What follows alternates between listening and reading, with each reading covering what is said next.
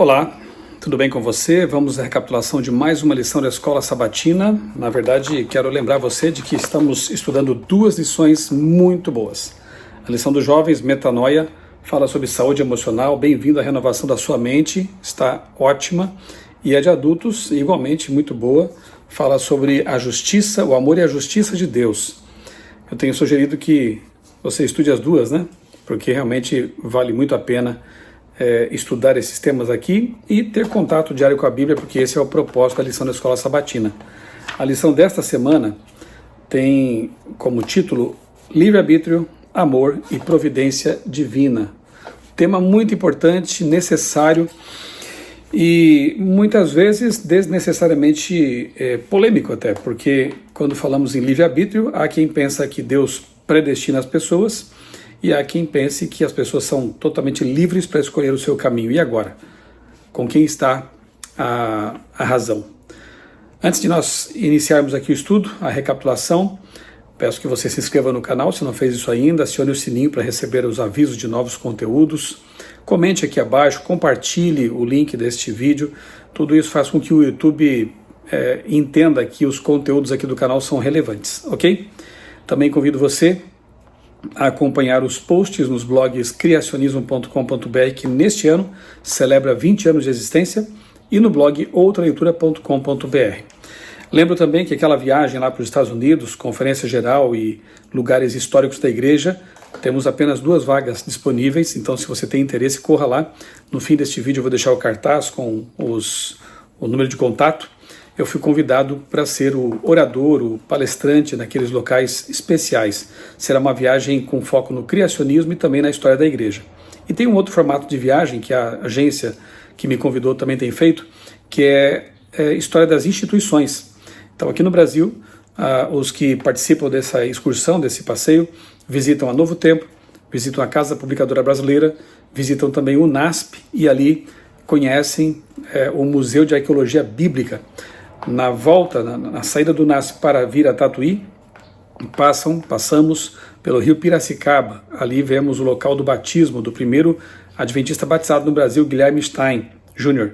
Então é uma viagem bem interessante para conhecer nossas instituições e perceber a mão de Deus guiando este movimento. Também fica no final aqui do vídeo o cartaz para você ter o contato ali e mais informações sobre isso, tá bom? Vamos lá, livre-arbítrio, amor e providência divina, como sempre temos feito. Começar aqui pelo desenho do nosso amigo ilustrador Andrei Vieira, sempre interpretando muito bem o tema da lição. Aqui está, você vê ali uma caixa aberta e algumas, parecem pássaros, mas são corações com asas, né? Representando aí os seres humanos. Esses corações estão voando ou para a área escura, em que aparece ali uma chama, é claramente indicador aí do destino triste final dos ímpios, o lago de fogo, e outros voam em direção à luz, indicando aí, claro, a salvação, as moradas eternas, né? Então a caixa está aberta, a liberdade pertence àqueles que estão caminhando ali, saindo da caixa. Deus quer que nós aproveitemos bem nossa liberdade, escolhamos o caminho da luz e vivamos para sempre com Ele. Esses 2 destinos já estão traçados, não tem como mudar isso, né? Então, no sentido macro da coisa, o destino está traçado. Mas no sentido micro, digamos assim, que envolve as nossas decisões, nós podemos escolher ou ir para as chamas ou ir para a luz de Deus, a vida eterna, ou morte eterna ou vida eterna, como a Bíblia nos ensina, né? Muito boa ilustração, que ilustra aqui, representa aqui o livre-arbítrio daqueles que saem da caixa e têm que escolher para onde ir. O verso para memorizar, João 16:33, que diz assim: falei essas coisas para que em mim vocês tenham paz. No mundo vocês passam por aflições, mas tenham coragem, eu venci o mundo. Jesus adianta, Jesus já previne os seus seguidores, assim como no Salmo 23 também a gente já vê isso, né? Ainda que eu ande pelo vale da sombra da morte, não temerei, porque tu estás comigo. Então, neste mundo haverá vales de sombra de morte, haverá tribulações, aflições, mas Deus promete estar ao nosso lado em meio aos sofrimentos. No meio cristão existem vários entendimentos diferentes sobre a providência divina. Alguns cristãos acreditam que Deus exerce seu poder de tal forma que determina cada detalhe de tudo o que acontece. Ele chega a escolher quem será salvo e quem se perderá, como creem os calvinistas, né, que seguem essa linha protestante, o que vem a ser, na verdade, com todo respeito a eles, mas a ideia é uma heresia. Porque se Deus escolhesse quem vai se perder e quem vai salvar, isso viola a nossa liberdade de escolha e faz de Deus um tirano. Por que então não salvar todos, né? É realmente complicado entender a predestinação segundo a ótica calvinista. Depois nós vamos falar um pouquinho mais sobre isso. Segundo esse ponto de vista, as pessoas não são livres para escolher algo diferente daquilo que o Senhor decreta. Na verdade, quem defende esse entendimento argumenta que até os desejos humanos são determinados por Deus. No entanto, Deus não determina tudo o que acontece. Ele concede o livre-arbítrio aos seres humanos, de maneira que eles, assim como os anjos, podem decidir fazer algo que é diretamente contrário à vontade divina.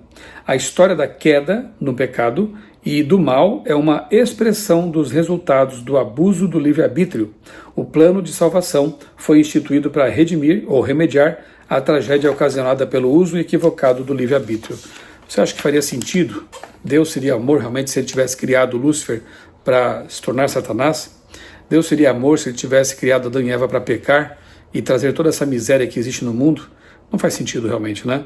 E as advertências que Deus fez a Adão e Eva e faz a outros seriam apenas um teatrinho de Deus? Porque para que advertir pessoas ou anjos de algo que seria inexorável, de que eles teriam que participar, experimentar? Não faz sentido realmente tentar acomodar um Deus de amor com essas ideias de predestinação, de Deus que determina o destino de todos e a vontade de todos.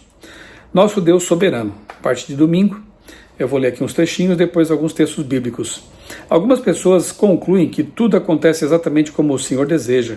Tudo ocorre como Ele planejou. Afinal, Deus é todo-poderoso. Como poderia acontecer algo que Ele não deseja que aconteça?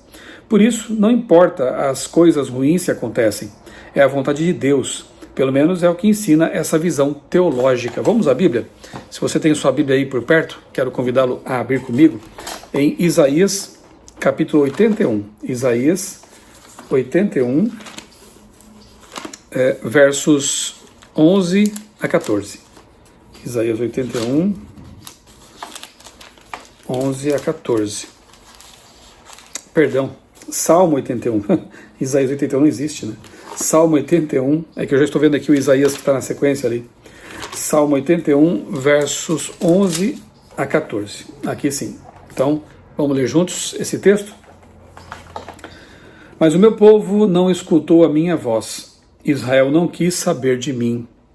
Assim deixei que andassem na teimosia do seu coração e seguissem as suas próprias inclinações.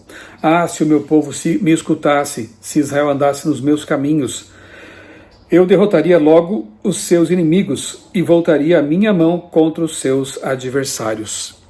Olha que a gente percebe aqui uma angústia na voz de Deus, né? Por meio do salmista, ele dizendo, ah, se meu povo me escutasse. Não haveria então o sofrimento pelo qual passaram e ele derrotaria os seus inimigos. Então veja, aqui nós vemos mais uma vez a liberdade de Deus, dos seres humanos, né? Diante de Deus, os seres humanos escolhendo, infelizmente nesse caso, escolhendo se afastar dos desígnios de Deus. E não acontece assim também com os seres humanos hoje?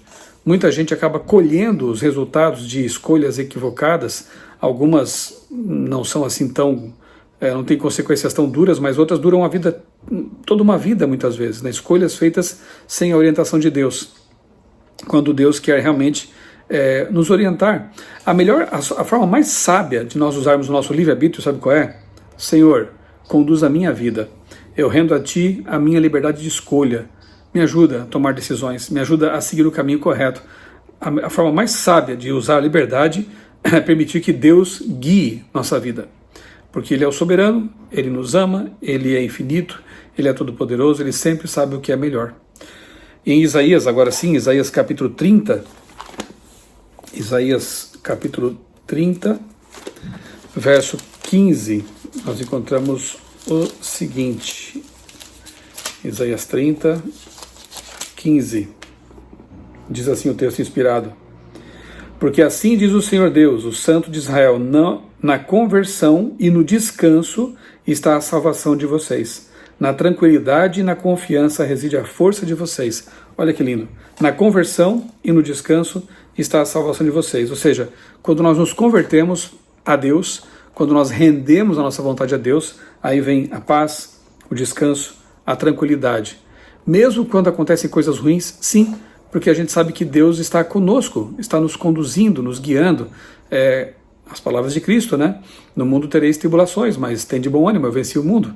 Então, Ele está conosco, nos conduzindo. E, embora não cause os sofrimentos, não seja Deus o causador da dor, do sofrimento, das tragédias, Ele até pode usar essas coisas para o nosso benefício, para nos aprimorar o nosso caráter, para nos preparar para a vida eterna, enfim.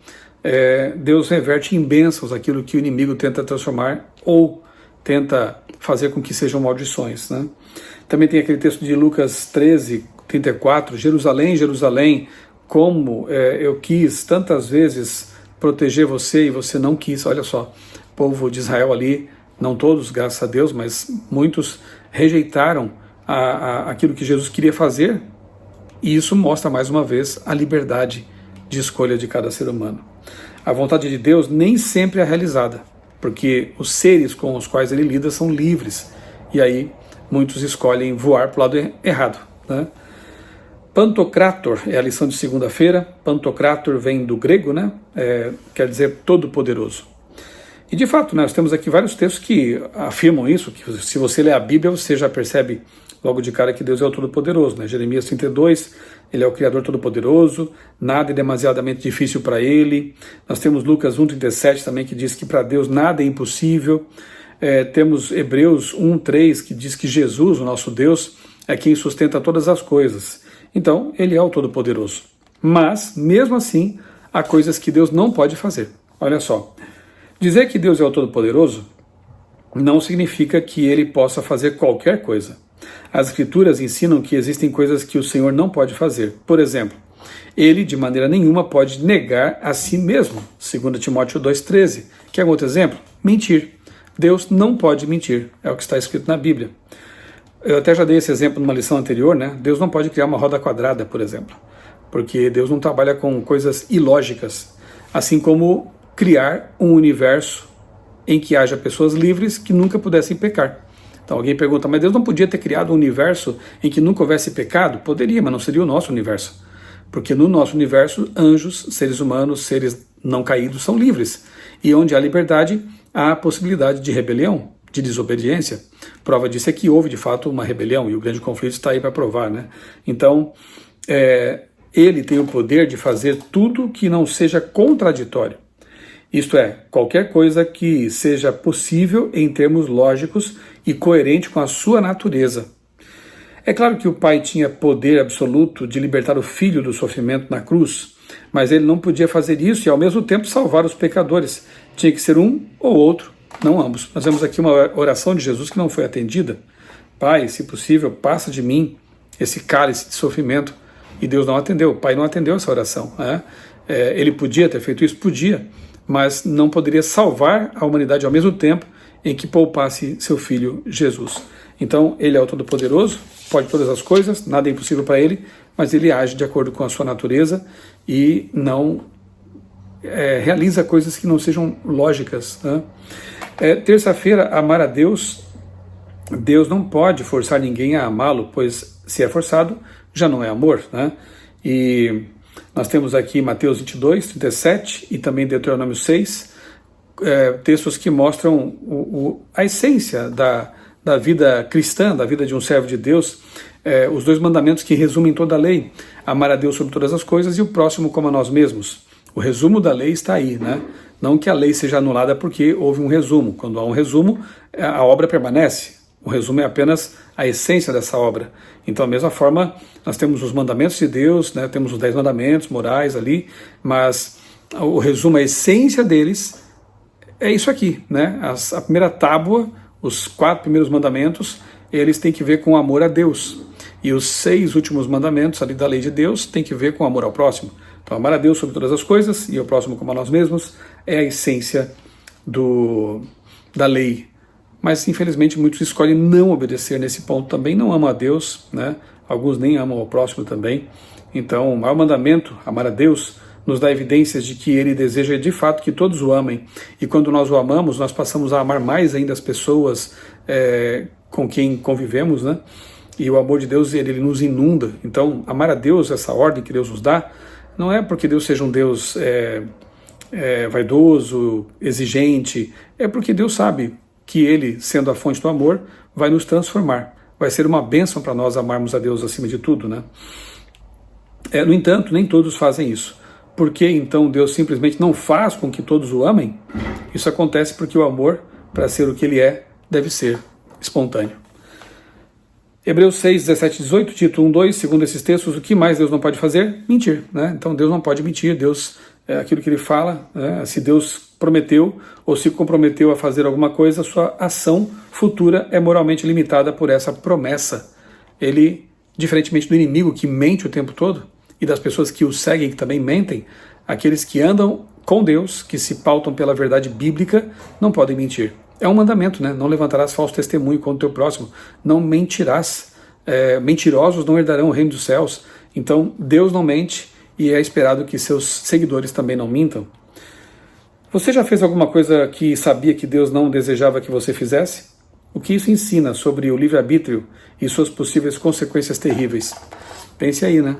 Quantas vezes obedecemos, fazemos coisas que Deus não aprova, o que prova que nós somos livres, mas também colhemos as consequências, né? Como disse alguém, nós somos livres para fazer escolhas, mas somos escravos das consequências. E é bem isso mesmo, né? Quarta-feira, a vontade ideal e a vontade remedial de Deus. É interessante esse conceito aqui que o autor traz, né? E aí o texto para análise é justamente Efésios 1, 9 a 11, que fala da predestinação. Deus predestinou. Mas como entender isso, né? Eu falei já há pouco que no sentido micro nós temos liberdade total para escolher o caminho. Mas no sentido macro não tem como fazer diferente, não tem como mudarmos o destino do universo. Deus predestinou para a vida eterna aqueles que forem salvos e para a morte, a destruição final, aqueles que não aceitarem seu plano de salvação. Não haverá uma terceira via. Deus não vai manter um planeta eternamente em quarentena com pecadores aqui que querem viver suas práticas pecaminosas, porque não faz parte do seu caráter manter o mal existindo. Deus deseja eliminar o mal, e isso prova que Ele é amor. Então, existem duas escolhas, e que bom que são apenas duas, porque somos tão complicados que ficaríamos totalmente confusos se houvesse 10 escolhas, 5 escolhas. A vida ou a morte. O destino é esse, vida eterna ou morte eterna. A gente escolhe. O termo grego traduzido por predestinar, nesse e em outros textos bíblicos, prohorizo, não significa necessariamente que Deus determina ou causa tudo o que acontece. Em vez disso, o termo grego significa apenas decidir previamente. Efésios 1:11 diz que Deus faz todas as coisas segundo o propósito da sua vontade.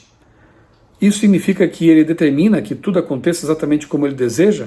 À primeira vista, Efésios 1, 9 a 11 parece confirmar essa ideia.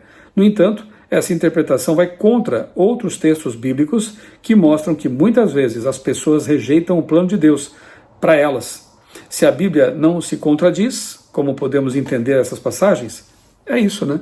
Realmente tem muitos e muitos textos que falam de liberdade de escolha. Como é possível então que Deus tivesse escolhido pelas pessoas, ou escolhido as pessoas que vão ser salvas e as que se perderão? Então nós temos que harmonizar a Bíblia, os textos, e entender que a predestinação de Deus é para todos, mas nem todos aceitam permanecer nesse pré-destino, digamos assim, né? Quinta-feira, Cristo venceu o mundo. Segundo esse entendimento, a providência divina não é simplesmente unilateral, como se o Senhor controlasse sozinho tudo o que acontece. Pelo contrário, requer uma visão, pelo menos bilateral, da providência de Deus. Algumas coisas são ocasionadas por Ele, mas outras são o resultado das decisões livres das criaturas, por exemplo, os males. Em resumo, acontecem coisas que Deus não deseja que acontecessem, ou que ocorram, né? Aí o texto aqui que encerra a lição de quinta-feira é justamente o texto com o qual nós começamos a lição, né? No mundo vocês terão provas, dificuldades, tribulações, lutas, mas tenham bom ânimo. Eu venci o mundo.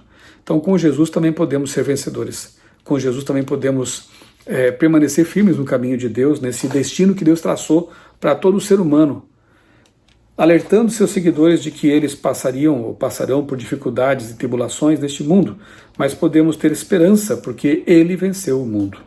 O fato de enfrentarmos sofrimento e provações não significa que isso seja o que Deus deseja idealmente para nós.